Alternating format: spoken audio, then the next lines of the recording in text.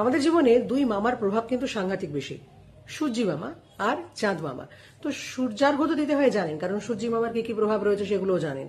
কিন্তু চাঁদ মামাকে যে অর্ঘ্য দিতে হয় সেটা কি জানেন? যারা জানেন তারা তো জানেন, যারা জানেন না তাদের উদ্দেশ্যে আজকে বলবো চাঁদ মামা কি করে। ঠান্ডা করে, মনকে কন্ট্রোল করে।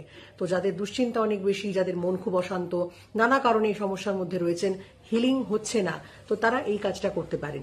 পূর্ণিমার দিন থেকে করাটা খুব ভালো, এবং করলে আপনারা নিজেরাই বুঝতে পারবেন কি রেজাল্টটা হচ্ছে। বিশেষ কিছু না, আপনাকে একটা তামার ঘটিতে জল নিতে হবে, যে কোনো ফ্রেশ জল নেবেন। নিয়ে যখনই আপনি চাঁদ দেখলেন তখন একদম ডাইরেক্ট চাঁদের তলায় তো গিয়ে দাঁড়াতে পারবেন না, তো চাঁদের দিকে তাকিয়ে হাতটা তুলে জাস্ট একটা মন্ত্র বলতে হবে, ওম সোম সোমায় নমঃ। ওম সোম সোমায় নমঃ, এটা 3 বার বলবেন। 9 বারও বলতে পারেন, আবার 11 বারও বলতে পারেন। এইটা বলার পরে আপনি চাঁদ মামাকে অর্ঘ্য দিয়ে দেবেন, জলটা অর্পণ করে দেবেন।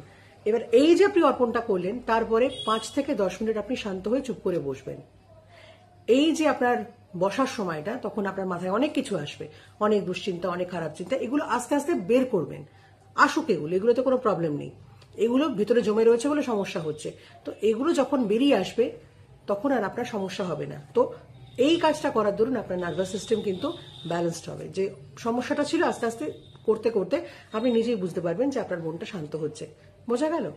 তো চন্দ্রার্ঘ্য দিতেই পারেন। ভালো থাকুন।